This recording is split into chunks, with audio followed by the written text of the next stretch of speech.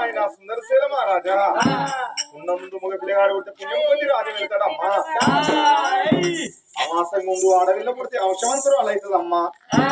నీ ఇద్దరు బిడ్డల సైతోడ కలిగిండు. నీకు కొడుకు లేక లేక లోక కుమారుడు.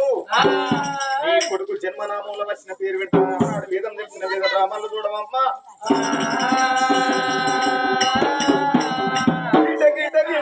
చెమ్ము చేకూరాలు పైన పల్ల జడలే పైన పల్ల జడలే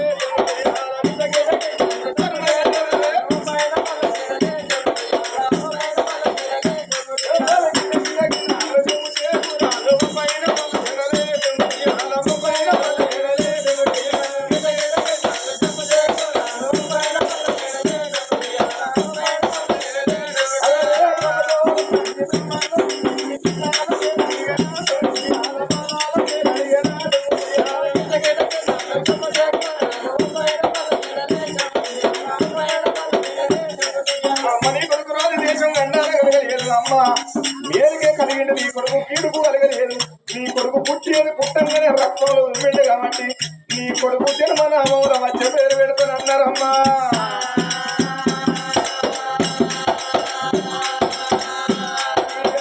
అమ్మా నీ కొడుకు పేరు రక్తేల రాజు అన్నదే. అమ్మా నీ కొడుకు పేరు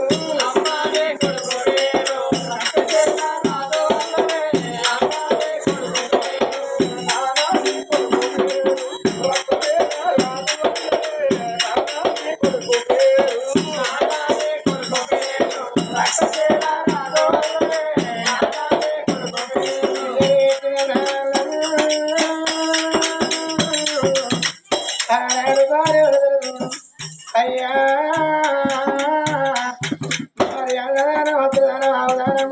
చిన్న చిన్న పంటలు చిరుదాలు చెమదారం వేసి బ్రాహ్మణ దాగరం పిల్లమ్మ.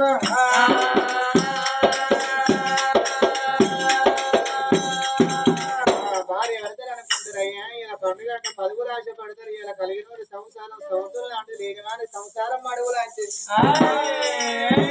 కలిగిన ఇంటికి ఆడ పండుగ అంటే 10 ఆశ పడతారు. ఇలా ఆడ యువత పుక్కడ అన్న దొరుకున్నాం. 10 మంది పెట్టింది పేరు అంటారు. పెట్టినోడు మర్చిపోతాడు, తిన్నోడు తలుచుకుంటాడు. బాటాన్ని మనసులో ఉంటే తిన్నది కడుపులా ఉంటాడు. మనుషులేనా బంగారం ఇస్తానంటే చాలు అంటారా? ఎండి ఇస్తానంటే చాలు అంటారా? ఓపెన్ వైట్ పిలిచి బీట్ చేసి ఇస్తాను. అప్పుడు పెట్టి అన్నం ఏంటంటే ఇక్కడ తిరిగి అంటే నాకు చాలానే దానం అన్న దానం. సిల్లు అన్నారు ఏ సిల్లు పెద్ద పీట అరుణాది అల్లుడు చెత్తి అంటారు. అయ్యా ఇలా పండుగ వచ్చిన మా ఇంటి మీ పోతాం అంటే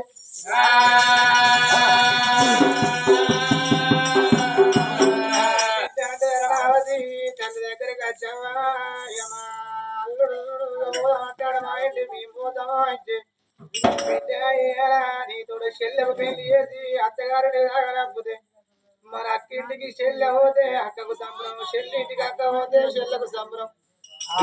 ఏడు పోతారు. 7 కథ 4 రోజులు నాకు పోతారు. తీయని బిడ్డకు సమాధానం చెప్పుతా అది గాతల్లి సుందరమ్మ.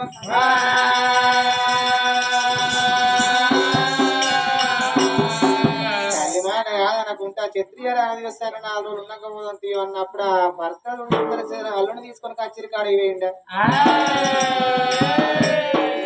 బిడ్డ కరుణావతి వల్ల 7 మేడల్లా తల్లి సుందరదేవి ఆ బిడ్డను నావతి కట్టుకోదు కన్నా కడిగించి పెద్దదు అంటారు. కొడుకులు మాత్రం ఎత్తుకుంటే కొడుకు నిద్ర పోతాడ. కొడుకా రాని చూడు మరి చాలా దేవుడు నీరాని గోళం కూడా తడిబడి తానం పోతుంది. వస్త్రాలు పిండి కొడు వస్త్రాలు వేసి రారా కొడుకుని పక్కలు వేసుకొని వండుకుని నా కొడుకు నిద్ర పోతాడు అనుకున్నాడు.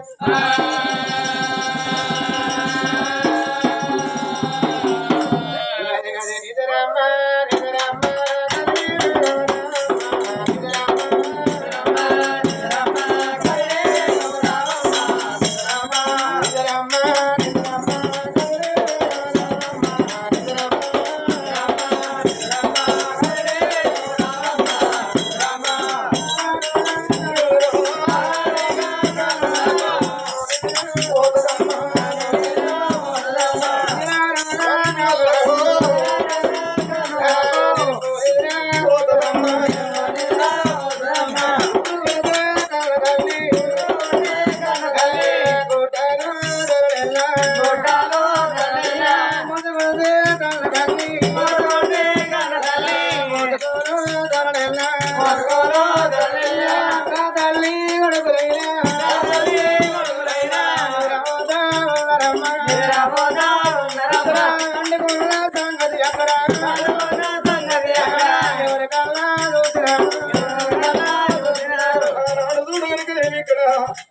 బిడ్డ సుందరదేవి కొడుకులు పక్కలు వేసుకుని సంబరపడకుండా సంతోషపడకుండా వండుకున్నాడు. ఇక్కడ తల్లి వండుకున్న సంగతి లోకమంది యువకర్మ మహారాజులైనా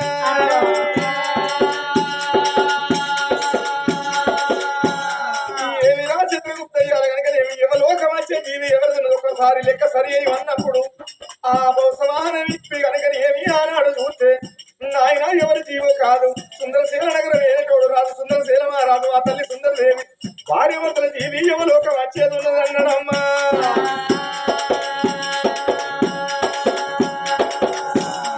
చక్కని తల్లి సద్గుణవంతురాలు ఆ తల్లి ప్రాణం పోయేది ఉన్నదా పుణ్యవంతురాలు భార్య భర్త కనుకనేవి పుణ్య దంపతుల జీవి నేనే తెలుస్తానని అంత తండ్రి యమధర్మ మహారాజునైనా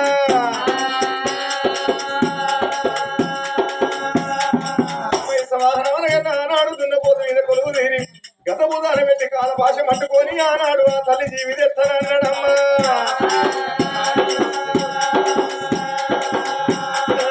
బయలు వెళ్ళినాడా యమధర్మరాజులో అమ్మా ఏడుగల్లా మొత్తం ఉన్నాడమ్మా.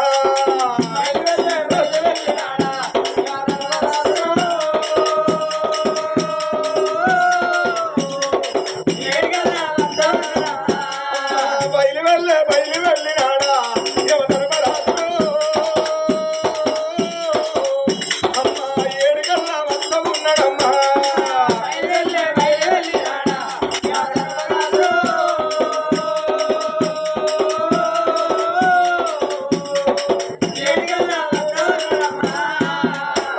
ముట్టుకొని తెలని మమ్మల్ని దేలాడుకున్నాను మమ్మల్ని నడసాడుకుంటా రాను రాను కనుక ఏమి సుందరశీల నగరం తల్లి వండుకున్న కనుక ఏమి ఇంత పుణ్యరాల ముందు ఏరుకున్నాడమ్మా.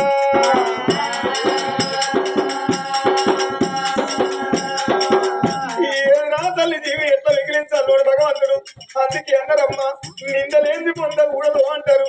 ఆనాడు యమధర్మ మహారాజు కాలపాశ తీసుకొచ్చి ఈ ఏనుగంత బాధ వీసి ఎద మీద పెట్టారమ్మా.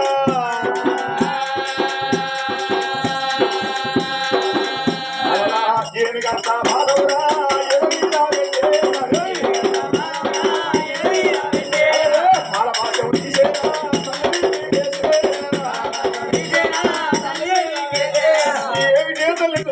భూమి మీద నీకు ప్రసాదం కొడుతుంది రమ్ము యమలోకమని ఆ తల్లి దీవికి అడ్డుకుంటున్నాడమ్మా.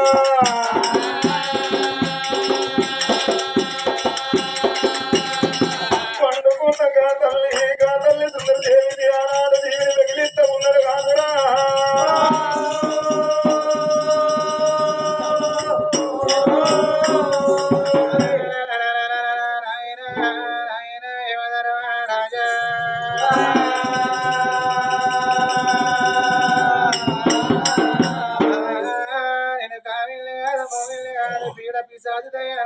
కాదు ఎవరో కాదు ఉండేది ఏమన్నా రాజుల భూమి మీద నీకు నూకల బాగా ప్రసాద పడుతుంది రా ఎవరోకం పోదామన్నావా.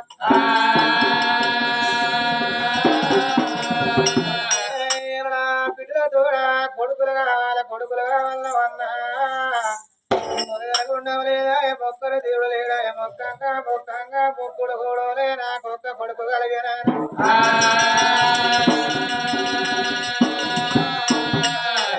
కొడుకు ఇది ప్రేమ తీరిందా కొడుకు ఇది ప్రేమ తీరిందనా మరత కచ్చి కాడ ఏడేళ్ళ బిడ్డ ధరవాన వల్ల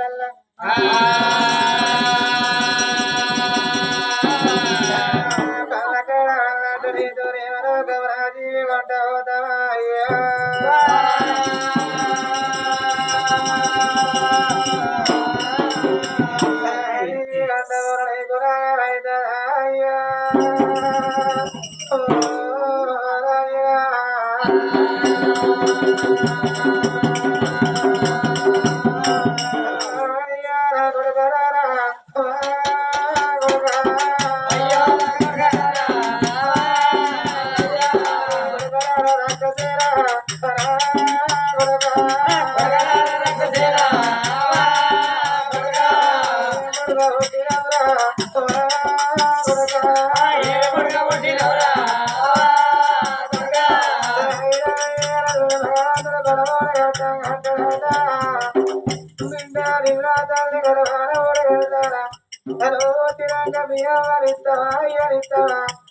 ఆత్మ బంధువులతో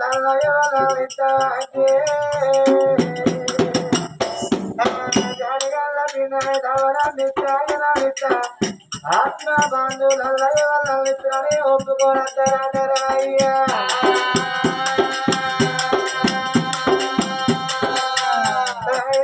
తండ్రి పిండమైతే ముందుగా వదిలిస్తున్నాడయ్యా జాలిగల్ల కొడుకుని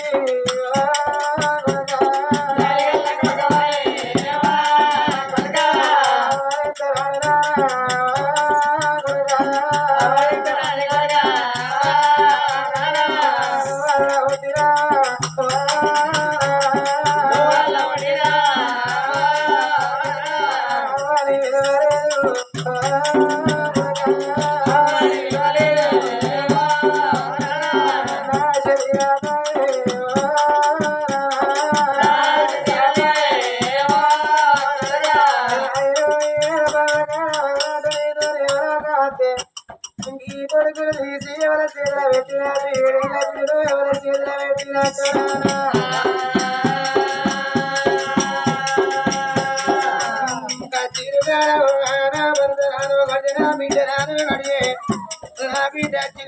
కొడుకులు పిల్లలు తీసి భర్త చేతిలో పెట్టి నీతో ఎవరో మాత్రం అంటుంది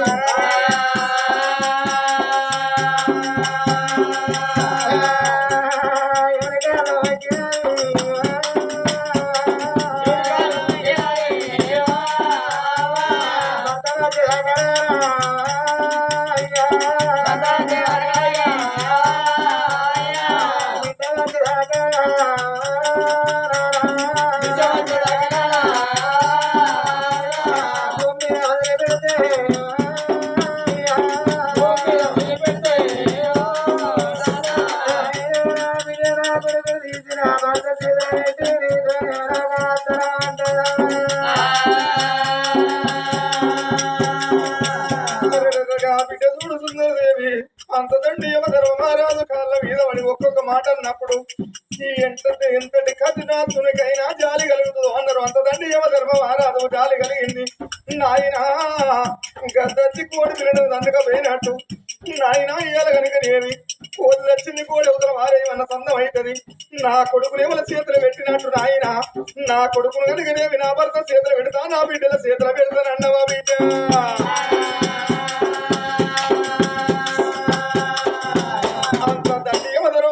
సరే పర్వాలేదు బిడ్డ నీకు 3 గంటల సెలవిస్తానా ఒకవేళ కనుక నువ్వు కాదన్నా లేదన్నా నీ జీవిని కొంటబోత బిడ్డ అని భగవంతుడు చూడు. ఒకసారి జీవిని వదిలిపెట్టినప్పుడే ఆనాడు చూడు ఆ బొందిన నిండుకుంటుంది జీవి ఆనాడు యమధర్మం ఆరదు కనుక ఏమి ఆ యొక్క పాల బిడ్డ అవతారం ఎత్తి పందిరి కొమ్ము మీద నెలకొన్నాడమ్మా.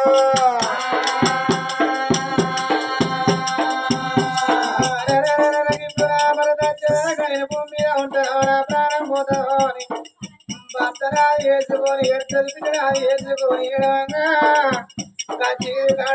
భర్త పల్లె వీణ బిడ్డ తండ్రి గడ్డకు వచ్చినాడు బిడ్డ తీసుకొని తండ్రి సుందర శ్రీరామరాజు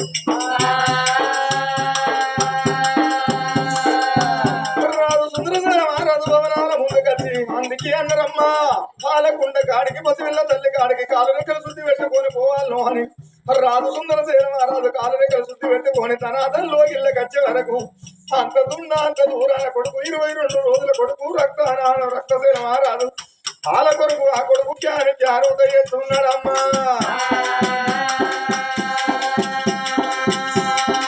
నా కొడుకు ఎందుకొరకు ఏడుతాడు నా భార్య ఏమి చేస్తుందని రాజు గిద కొడుకు దగ్గర కొడుకొచ్చే వరకు భార్య వంకలు వచ్చే ఎర్రెర్రి చూపుడు చూస్తాను ఎలుగల్లో పడతానై పండుకున్న కాడ పక్కన జరుగుతుంది భార్య సుందరదేవినైనా. బామా ఇవాళ నీకేమైంది బామా ఎన్నడు నీ కలిగి లాంటి కళ్ళల్లో కన్నీళ్లు చూడలేదు రవ్వ లాంటి కళ్ళకు కవలగవల తిరుగు నడుపుతాను బామా. అందుకే అన్నారు బామా చేసుకున్న భర్త మంచోడైతే అవ్వను మరిపిస్తాడు అయ్యను మరిపిస్తాడు పుట్టిన ఊరునే మరిపిస్తాడు అన్నావు బామా.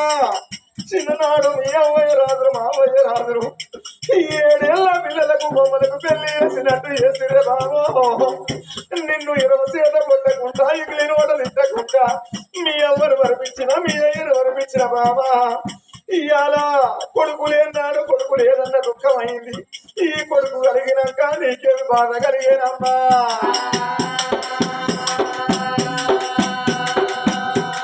ఓ బామ సుందరదేవి అందుకే అన్నారమ్మా భార్య భర్తల బంధం అంటే బహు గొప్పదో అన్నారు నాలో నార్ద భాగం నువ్వు నీలో నార్ద భాగం నేను భార్య కష్టంలో సగభాగం మంచుకున్నాడు భర్త అన్నారు భర్త కష్టంలో సగభాగం మంచుకున్నదే భార్య అన్నారు బామ మనది 3 ముళ్ళ బంధం 7 అడుగుల అనుబంధమే బామో ఇవాళ ఎందుకొరకు బాధపడతాను ఈ కొడుకు కలిగిండు ఈ కొడుకు పుట్టినాక ఈ కొడుకును చూసేందుకు మా అవ్వయ్య రాదు లేరని నిన్ను కన్నోళ్ళ నాది ఏదుకొని నువ్వు బాధపడతానవా బామా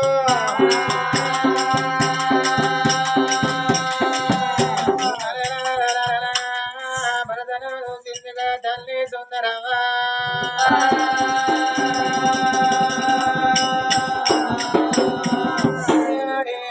మన బిడ్డలతో కొడుకు లేనాడు కొడుకు లేన దుఃఖం వేయాలకి కొడుకు కలిగినాక మళ్ళీ దుఃఖం బాబా నువ్వు ఎందుకు కొరకెడతాను అన్నయ్య